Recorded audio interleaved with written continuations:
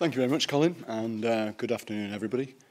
Can I just ask that we start with a show of hands? I'm very aware that this is a graveyard shift for the day, and therefore I'd just like to ask who here has learnt something and is still inspired at this point in the day? Okay, who here has learnt nothing, is not inspired whatsoever? Brave man. And who here just doesn't like putting their hands up? There's a couple itching there. Okay.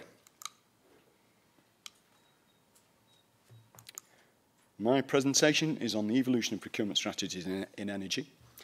They've moved a long way over the years. My name, Russ Priestley. I am the senior partner of British Independent Utilities, an energy consultancy based in the northwest of the UK in a place called St Anne's. To give you a little bit of a sense of who we deal with, I don't overly like to name drop, but since it took us so many years to get them, we paid good money for most of those logos, so I hope you appreciate that. And again, in the essence of not name dropping, I won't mention any conversations with Sir Philip Green or anything like that, but they do say a picture says 1,000 words, so just thought I'd drop in a holiday slide.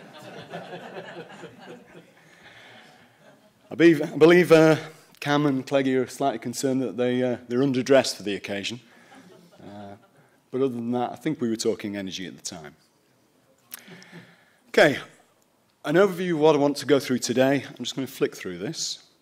An energy perspective, so mentioning the spend involved. How the costs have varied since 2003, that's quite an important issue. The effects on a typical budget, for instance, like a council or an NHS trust. The strategies that are employed to manage those costs, and also reviewing those strategies, seeing how effective they are. Private sector initiatives, what have we done to be able to manage those costs? And hopefully some conclusions. Okay, starting off on perspective. As Colin mentioned before, the UK government spend £3.6 billion on energy. Now, that was a figure I got in 2009. I believe it's appropriate for 2010. To give that some relevance, that equates to 144,000 jobs. That's worked out on an average, and hopefully you'll forgive me for the rounding here, of £25,000 per person.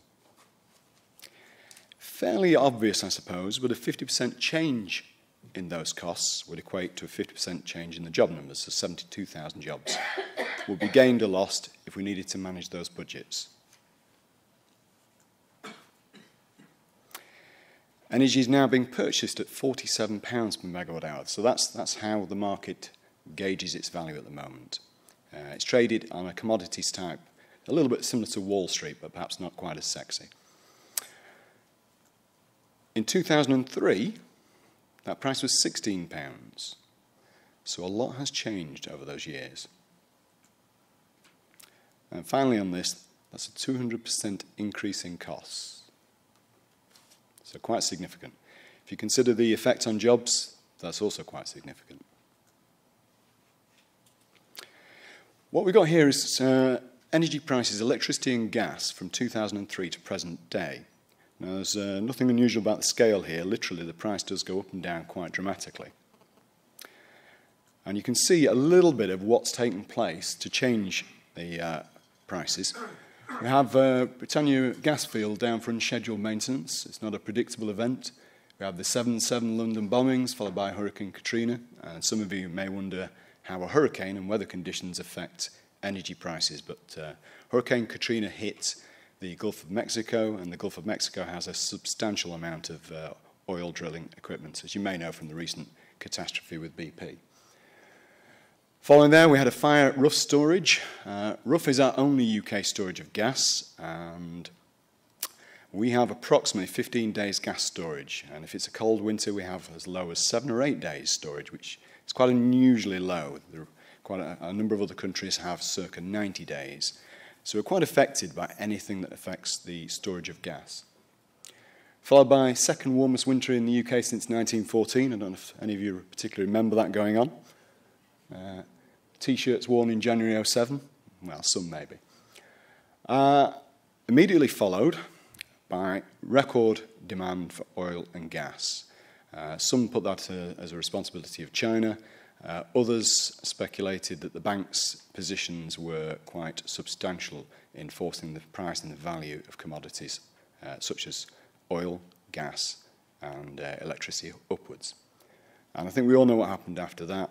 Global recession took place and down came the demand for oil, gas and electricity.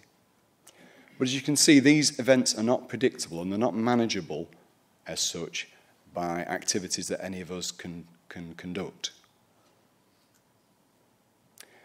Effects on typical budget. So as I said before, a council maybe have, let's say, 20 million budget or an NHS trust. In January '03, £20 million set. January '05, increases were seen of over 100%. Now, if nothing was done to affect that, people did struggle at that particular point to explain why those increases took place. They didn't really know. All of a sudden, suppliers seemed to be just being awkward. Again, prices increased dramatically in January '08, so another 100% increase. Very hard one, I think, to balance if you don't know the year before you're going into your budgets that you may need to forecast a 20 million increase. Markets come down, but it's still not set for next year for most UK procurement. Okay, strategies to manage these costs.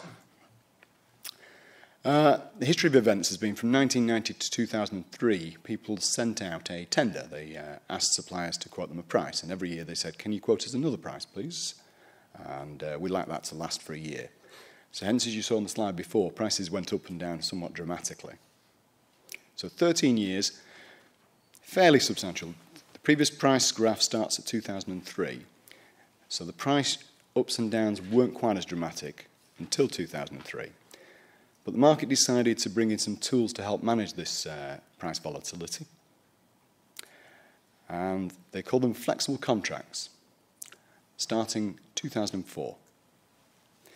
What I'd like to show you here on electricity is that the prices started here in 2004 on a flexible basis, and they meant now that customers stopped buying energy and locking in for a year long.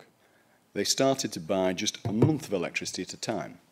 UK government did some of this, private sector did plenty of this, and it became the sexy way to procure. But what it meant was that virtually everybody followed the market upwards. They hadn't locked in contracts, they just went up in price. And some companies lost tens of millions of pounds, the public sector lost a larger sum.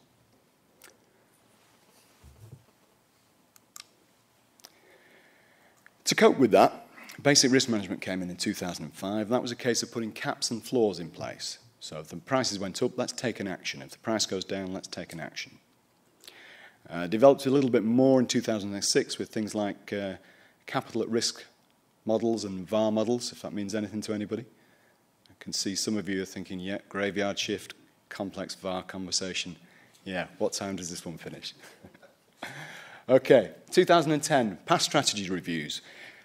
Come 2010, we've decided to look backwards at all the things we've done and decide what worked and what didn't. I think that's really the case for everybody here, certainly the case for private sector. We were asked and paid to do a study by a large retail entity, thank you, and we reviewed 12 strategies. Quite a tough one to actually review the 12 strategies because very few companies had strategies. This retailer was asked to take on board consultancy's approach to saving money as a result of saying they could, and then they took those strategies and forwarded them to us and said, how would those have worked in reality?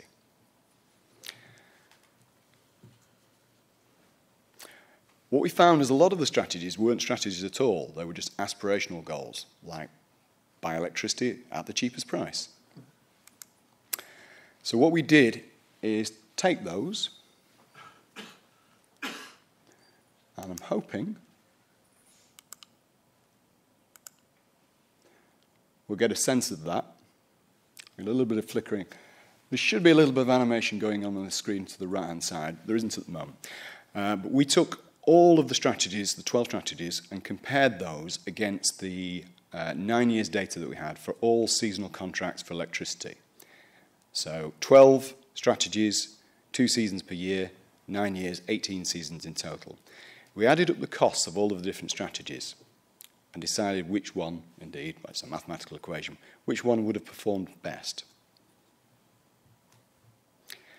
The best to worst split on that was 90%, which meant a company spending £20 million, which was indeed the value of the contract for this particular retailer, could have spent £38 million if they'd performed the wrong strategy on buying electricity.